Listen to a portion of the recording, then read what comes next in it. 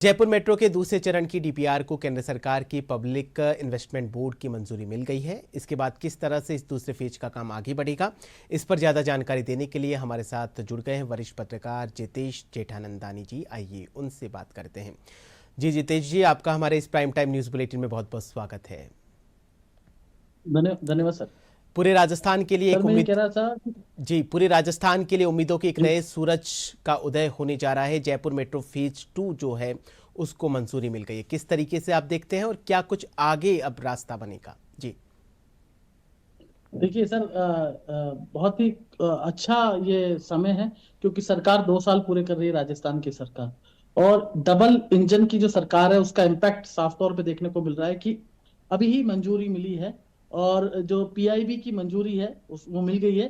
तो साफ तौर पे अब कैबिनेट की मंजूरी भी जल्द मिल जाएगी। और जयपुर वासियों के लिए जो एक बड़ा जो ट्रैफिक की प्रॉब्लम थी, उससे समस्या से अब जल्द ही मुझे उम्मीद है कि निदान मिल जाएगा। आपको बता जी दूं, जो सार्वजनिक परिवहन तंत्र है उसको इससे बड़ा बूस्टअप मिलेगा। बड़ी बात यह है कि जो सार्वजनिक परिवहन तंत्र, जिस तरह से हम देखते हैं कि लोगों को प्रॉब्लम होती है विद्याधर नगर जाने में, अंबाबाड़ी में बड़ा जाम लग जाता है, सीतापुरा इंडस्ट्री एरिया में बहुत सारी फैक्ट्री एरिया है, जी, वहां पे हम देखते हैं कि मजदूर जाते हैं, उनको भी प्रॉब्लम्स होती ये है। फेज 2 साथ का ही जो आप विस्तार देखिए है जयपुर जितेश जी, ये फेज 2 का जो विस्तार है, ये आपसे जानना चाहेंगे कहां से लगाकर कहां तक है?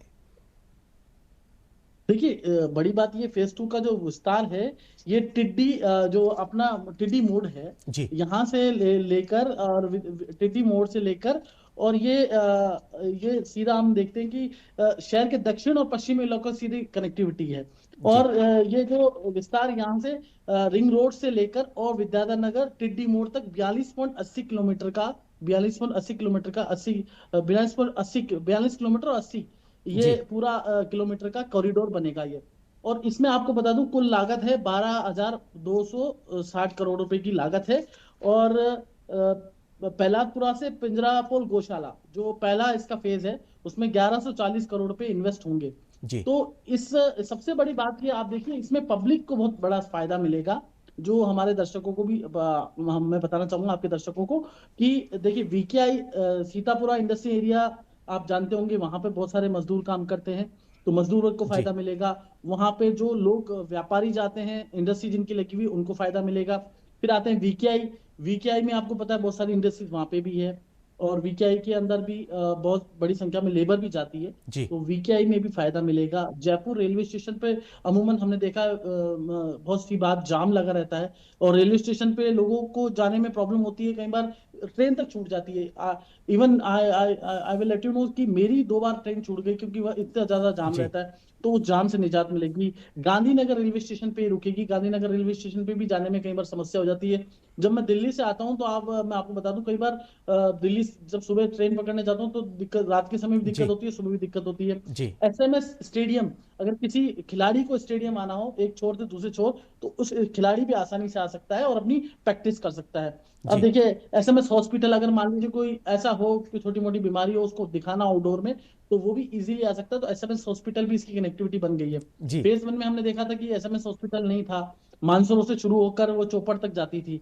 तो अब ये फेज 2 के अंदर ये बड़ा परिवर्तन है कि कलेक्ट्रेट भी जाएगी, विद्याधर नगर आंगनबाड़ी, अंबाबाड़ी जो जी क्षेत्र है, वहां आप विद्याधर नगर में, अंबाबाड़ी में जाएंगे जी जयपुर में, तो कुल बहुत बड़ा मिलाकर जाम जितेश लगता है। जी, ये तो जयपुर इससे की बड़ा जो निजात नहीं। जो मेट्रो है वो जयपुर की लाइफलाइन बनती जा रही है। जैसा कि आपने बताया कि जयपुर में जाम की समस्या काफ़ी है और लगातार पुलिस प्रशासन इसके ऊपर कार्य कर रहा है, और जैसा कि समय की भी इससे बचत होगी। कुल मिलाकर जो लाइफलाइन है, जयपुर की जो लाइफलाइन है मेट्रो, जैसे भारत की जो लाइफलाइन है वो भारतीय रेल कहते हैं, उसी तरीके से जयपुर जो पिछले कुछ सालों में जो जयपुर ने विकास की रफ्तार पकड़ी है, उसमें मेट्रो की काफ़ी कुछ अहम भूमिका है। बिल्कुल, आप बिल्कुल ठीक कह रहे हैं। मैं आपको बता दूं, जयपुर में इस वक्त करीब 35.9 लाख वाहन रजिस्टर्ड है। जी 35.9 लाख। तो जिस तरह से सार्वजनिक परिवहन का हमें दायरा सरकार को बढ़ाना चाहिए, तो भजनलाल सरकार लगातार इस तरह का प्रयास कर रही है कि जो सीपीएम ने एक रिपोर्ट तैयार की थी, सीपीएम के अनुसार मैं आपको बता दूं कि जी अ, आने वाले समय में फेज 3 और 4 की भी आवश्यकता होगी। 2055 तक सीपीएम ने जो रिपोर्ट तैयार करी, राजस्थान सरकार के सीपीएम में, तो उसको देखते हुए कंप्रेसिव मोबिलिटी प्लान एक तैयार किया था राजस्थान सरकार ने, जी सीपीएम कहते हैं। उसके तहत 2055 तक फेज 3 और 4 की भी आवश्यकता होगी, मानी जी 129.55 किलोमीटर का मेट्रो का नेटवर्क है, क्योंकि जी जनसंख्या लगातार जयपुर में बढ़ रही है। जी और आपको बताऊं, इस मेट्रो आने से रोजगार भी मिलेगा बिल्कुल। मिलेगा युवाओं को रोजगार मिलेगा, नौकरियां भी आएगी और कनेक्टिविटी भी आसान होगी। तो जी बहुत बिल्कुल सारे जाम में कमी होगी, हमारा लोड कम होगा, लॉट्स ऑफ मतलब हमारे को फायदा मिलेगा आम जनता को। बिल्कुल तो बिल्कुल। इससे बेटर ये जनता के लिए एक मतलब एक तरह से गिफ्ट है 2 साल का, केंद्र सरकार का और राज्य सरकार का, दोनों का मिलकर ही ये इसका डीपीआर तैयार होगी। तो पैसा जो मिलेगा दोनों को मिला के मिलेगा। तो एक तरह से मोदी सरकार, जो मोदी जी जो कहते हैं, जिनका विजन और मिशन है, जो कहते हैं वो करते हैं। तो उन्होंने एक तरह से ये इम्पैक्टफुली करके दिखाया है कि 2 साल के मौके पर भी इस तरह से जी जो डीपीआर की मंजूरी जी मिली है, वो बहुत ही काबिले तारीफ है। और जी। इससे मतलब सरकारी नौकरी भी मिलेगी। आपको पता है हाँ मेट्रो बिल्कुल, में कुल बहुत सारी मिलाकर नौकरियां आएगी। राजस्थान विकास के क्षेत्र में लगातार आगे बढ़ता जा रहा है और 2047 तक यही छोटे छोटे प्रयास हैं जो राजस्थान को विकसित राजस्थान में बदलने में कामयाब होंगे। जितेश जी, हमसे जुड़ने के लिए बहुत बहुत शुक्रिया आपका।